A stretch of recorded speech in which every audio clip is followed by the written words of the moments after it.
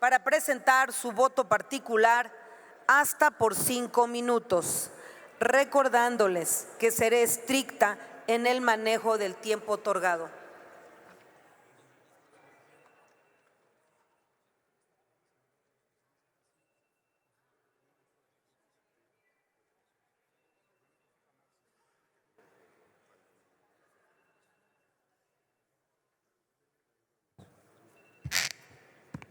Gracias, presidenta.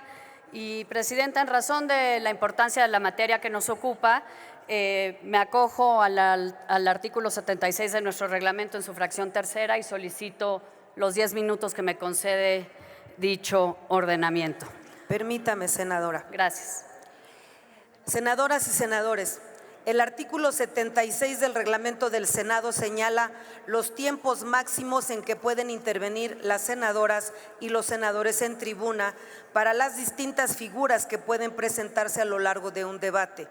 Para el caso de los votos particulares, la fracción tercera del numeral primero de ese artículo señala que para su presentación el tiempo es de hasta por 10 minutos. Correcto. Pero es facultad de esta presidencia conducir los debates y regular las intervenciones a lo largo de ellos. Por lo tanto, tenemos registrado 8 votos particulares para este asunto. La determinación es que quienes presenten estos votos lo hagan en un tiempo máximo de hasta 5 minutos para dar oportunidad a todas y a todos de participar en este tipo de intervenciones y en todas las que tenemos registradas para referirse a este asunto. Adelante, gracias, senadora. presidenta, pero entiendo lo que usted dice, pero si el reglamento dice que tengo como legisladora al presentar un voto particular hasta 10 minutos, solicito se me concedan esos hasta 10 minutos que el propio reglamento que nos rige considera que son pertinentes para quien presenta un voto particular. La verdad no creo que ninguno de mis colegas en este pleno se pueda oponer porque en otras ocasiones todos han hecho uso de esos 10 minutos y no ha habido ningún problema. Yo comprometería desde luego no pasarme de los 10 minutos que establece el reglamento, pero le solicito si no pregunte a la Asamblea. Estimadas senadoras y senadores, es mi obligación dar fluidez al debate. Ya he expuesto mi posición, sin embargo, vamos a dar la fluidez que se requiere para salir de este debate lo mejor plantados ante nuestra nación. Adelante, senadora, pero yo he hecho Perdón, uso. Senadora, Adelante pero con los la 10 mejor minutos fluidez se que ha puede dar solicitado. si respetamos el reglamento y todo fluye conforme al reglamento. Senadora, Creo que el senador Castañeda está pidiéndole la palabra, senadora presidenta. He dado muestra y he dado interés de respetarle lo que ha solicitado. Vamos a dar la fluidez al debate. Ya expuse mis argumentos, usted los suyos. Usted hace uso del reglamento, también yo de mis facultades. Sí, adelante, senadora, hasta los 10 minutos senadora, máximos que ha solicitado. Con todo adelante, respeto, senadora presidenta, sus facultades no pueden contravenir al reglamento.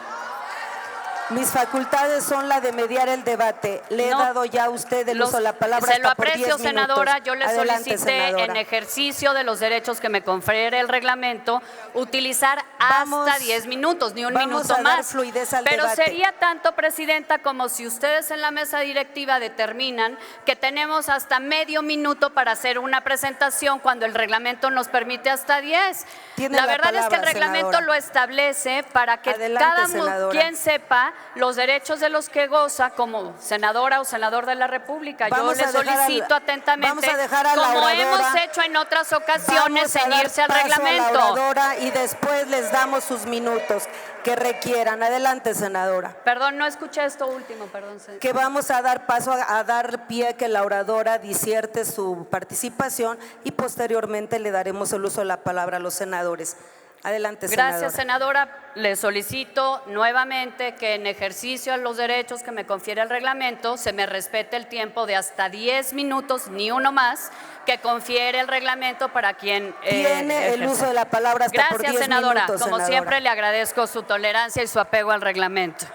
Bueno, he escuchado con mucha atención Tanto en la presentación del dictamen como en los argumentos presentados en las Comisiones Unidas, los argumentos de la mayoría para solicitar el voto a favor de este dictamen. La verdad es que no me han convencido de dar mi voto a favor. Es cierto, la posibilidad de suspender un acto de autoridad no se suprime porque está en nuestra Constitución, pero sí quieren acotarla, disminuirla y debilitarla. Y además me parece muy debatible la afirmación que se recoge en el dictamen en el sentido de que la Judicatura Federal ha abusado de la figura de la suspensión. No presentan ninguna información al respecto, simplemente afirman. En mi opinión, no han dado ningún razonamiento que me pueda convencer de que con lo que se pretende aprobar se pueda aceptar suprimir la suspensión. Se nos presenta el argumento del poder del cual emanan los actos, pero no las razones de los derechos de las personas. En la argumentación que nos han presentado, omitieron por completo señalar y referirse a quien debería ser el principal destinatario de la norma. Criticaron las facultades del legislador, defendieron los alcances del legislador, pero se olvidaron de lo más importante, que es la protección de los derechos de las personas, que justamente es el objeto del amparo. El amparo constituye, como todos sabemos, el juicio que toda persona tiene a su alcance para someter a la autoridad a la ley fundamental. Es una defensa contra la arbitrariedad, contra la indolencia y contra la injusticia. Inició, lo sabemos, y se refiere en el dictamen con la fórmula Otero, que restringe su protección a quien demanda y obtiene una sentencia favorable.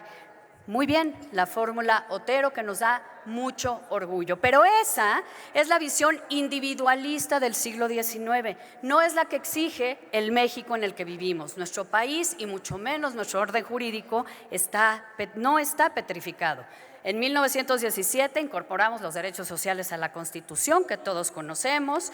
Después, con el surgimiento de las Naciones Unidas, los derechos humanos se recogieron en todos los pactos internacionales y a su vez volvieron a retroalimentar a las constituciones nacionales. México, que fue pionero en el juicio de amparo, pionero en el constitucionalismo social, en 2011 transformó nuestra norma suprema y todo el ordenamiento jurídico en consecuencia para poner a los derechos fundamentales al centro de todas las acciones del Estado mexicano, que toda autoridad está obligada a promover, proteger, garantizar los derechos humanos, y toda autoridad, esa frase, incluye al Senado de la República, y de eso se trata este debate, de si se concede al poder en turno la ventaja de limitar el contrapeso que representan los jueces de amparo o de respetar el deber constitucional de proteger los derechos humanos de las y los mexicanos. Con claridad lo digo, para mí esta iniciativa se enmarca en el contexto de la confrontación promovida y alimentada desde el Poder Ejecutivo con el Poder Judicial de la Federación, particularmente por el enojo causado por el freno que pusieron los jueces a la actuación inconstitucional del Poder Legislativo y del Poder Ejecutivo en temas que son importantes para la agenda presidencial, no lo niego, como particularmente lo fue la ley de reforma eléctrica o las obras de infraestructura que no tenían manifestaciones de impacto ambiental. Dicen que los órganos de amparo abusan de la facultad de conceder suspensiones, que se exceden al otorgar suspensiones contra normas generales con efectos precisamente generales. Vamos a ver, ¿qué dice hoy la ley de amparo? ¿Qué es lo que quieren suprimir en perjuicio de toda persona? Que el juez que conoce el asunto puede ponderar en razón de las circunstancias específicas del caso cómo se protege mejor el interés de la sociedad, otorgando o negando la suspensión, independientemente de los criterios que haya puesto el legislador en la ley. Nuestros compañeros de la mayoría dicen que el juez puede excederse, y se ha excedido, si otorga la suspensión a pesar de que implica permitir conductas ilícitas. Yo creo que eso no está en discusión. La actuación de los jueces siempre es revisable.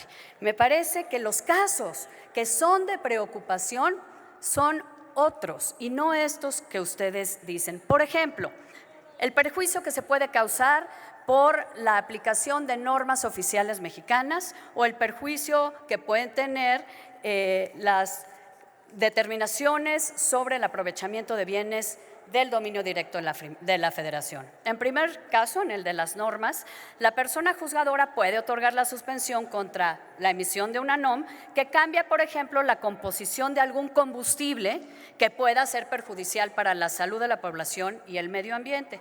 En principio estaría vedada esa suspensión, pero el juez puede otorgarla si piensa que a su juicio y con la información de la que se allega, al aplicarse esa norma, generaría un mayor daño a la salud de la población o al y el medio ambiente que si dicta la suspensión en lo que se resuelve el fondo. Con esta reforma ya no podría valorar esas circunstancias el juez y aplicaría una NOM que podría tener efectos perjudiciales sobre el medio ambiente o la salud. En el segundo caso, imaginémonos que la Conagua decide cancelar concesiones para el uso de agua con fines agrícolas en un distrito de riego para otorgar nuevas concesiones con usos industriales. En principio también está vedada la suspensión, pero si el juez considera que conferirla protege mejor a la sociedad, puede concederla. Con la reforma ya no podría. ¿Esta facultad que tiene el juez hoy es arbitraria? No, es discrecional. Está fundada en el 129 que quieren eliminar, pero tiene que motivarse. Y además es revisable siempre la actuación de los jueces. Por si fuera poco, tiene que cumplir con parámetros constitucionales. ¿Cuáles? La apariencia de buen derecho y el interés social. En estos ejemplos que mencioné, el juez valoraría que protege mejor el interés social suspender la emisión de contaminantes nocivos para la población que dejar que se aplique la NOM, todo mientras se resuelve el fondo. Y decidiría que preservar el sustento económico del distrito de riego con base en la asignación de agua para la producción del campo protege mejor el interés social que permitir la cancelación de las concesiones hasta que se resuelva la constitucionalidad de la decisión administrativa. Hoy los jueces de amparo pueden apreciar los hechos, los derechos en conflicto y bajo su responsabilidad siempre revisable, conferir la suspensión para la apariencia de buen derecho y el interés social hasta que se resuelva el juicio. Recordemos, insisto, que todas sus actuaciones son impugnables y son revisables. No es una facultad arbitraria, es una facultad discrecional que tiene que cumplir con parámetros legales y constitucionales. Siguiendo estos mismos ejemplos, si prosperan estas modificaciones que la mayoría quiere, la población quedaría a merced de una mayor contaminación y un distrito de riego enfrentaría la pérdida del esfuerzo para hacer productiva la tierra. A mí me suena ilógico, me suena riesgoso, pero además me suena inconstitucional. Insisto, en ese ánimo de revancha olvidan que no van a limitar una facultad de los juzgadores, no es una revancha contra los juzgadores, van a limitar la posibilidad de que las personas defiendan sus derechos. Igualmente grave es la adición propuesta para el artículo 148, la de prohibir que el órgano que conoce de una demanda contra las normas generales pueda otorgar la suspensión con efectos generales hasta la conclusión del juicio. Se ha dicho que si la sentencia solo tiene efectos para quien demandó, ¿cómo puede la suspensión tener efectos generales? La respuesta, la verdad, es que es sencilla, porque no se ha entendido o no se quiere entender que con la reforma constitucional de 2011 en materia de amparo se reconoció la posibilidad de demandar no solo por un agravio personal, como formulaba el juicio de amparo original de la fórmula Otero, sino por causa legítima, individual o colectiva en defensa de intereses difusos. Y eso, con la reforma en materia de derechos humanos, nos obliga a entender la Constitución de manera integral y interpretarla integralmente, no solo ceñirnos a lo que dice el 103 en materia de amparo o el 107, sino integralmente ver toda la Constitución y particularmente el artículo primero. Compañeras y compañeros, la verdad es que lejos de pensar y actuar en favor de las personas, en las Comisiones Unidas y en el dictamen que se propone al Pleno, se está poniendo en contra esta soberanía de los derechos de las y los mexicanos. Limitar el alcance de la suspensión de los efectos de la actuación de la autoridad es ir en contra de las personas y particularmente de quienes han ejercitado medios de impugnación contra el órgano del Estado. Es dejar a la gente que no puede pagar un buen abogado en la indefensión ante los actos de autoridad. conculcar legislativamente ese derecho. Me parece que viola claramente el principio de progresividad, concluyo, Presidenta, y el principio pro persona en materia de derechos humanos. A mí me parece triste, además de vergonzoso, que estuviéramos dispuestos a hacer esto, ir en contra de los derechos humanos de las personas, simplemente por obedecer un ánimo de revancha del Ejecutivo Federal. Los conmino a reflexionar su voto. Gracias, Presidenta, por su tolerancia.